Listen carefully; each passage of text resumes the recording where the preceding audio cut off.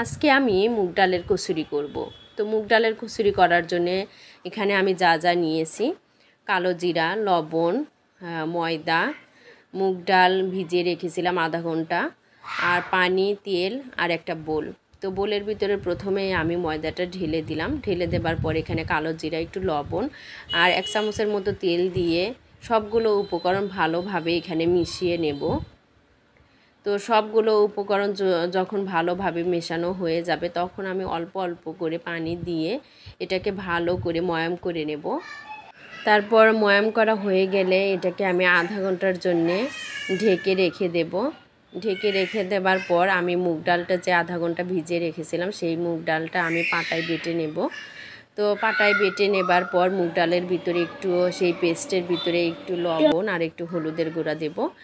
আর এখানে কড়াইতে একটু তেল দেব। তেল দিয়ে সেই মুগ ডালটা রান্না করব। একদম লো আঁচে কিন্তু রান্না করব। জোরে আঁচটা একটু জোরে দিলে কিন্তু পুড়ে যাওয়ার সম্ভাবনা থাকে।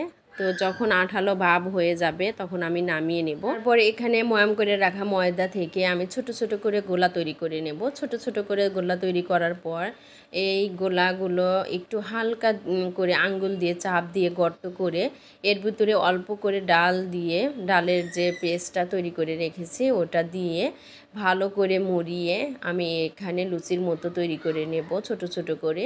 তো এখানে কিন্তু আমার ছেলেরাও আমাকে সাহায্য করছে। ওরা মুগ ডালের কচুরি খেতে তো খুবই ভালোবাসে। তো মাঝে মধ্যেই আমাকে মুগ ডালের কচুরি তৈরি করে দিতে হয়। তো আপনারাও কিন্তু আপনার বাচ্চার জন্য বাইরের খাবার না দিয়ে আপনারাও কিন্তু তৈরি করে দিতে পারেন। তো সবগুলো তৈরি হওয়ার পর আমি এখন এটাকে ভেজে নেব। তো তার জন্য আমি কড়াইতে তেল দিয়ে নিলাম। তেল দেবার পর আমি একটার পর একটা কচুরি ভেজে নেব এখানে। তো কচুরিগুলো যখন ফুলবে না তখন কিন্তু আপনি হালকা করে চাপ দিয়ে এটাকে ফুলিয়ে নেবেন। তো সবগুলো কচুরি কিন্তু আমার ফুলবে।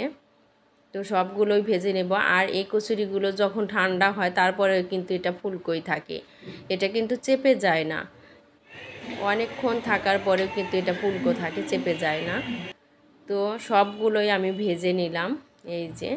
তো এখন হচ্ছে পরিবেশনের পালা। তো ছেলেরা তো খাওয়ার জন্যে খুবই ছটপট করছে। তো তাদের জন্য আমি নিচ্ছি, ওদেরকে আমি খাওয়াবো। তো এই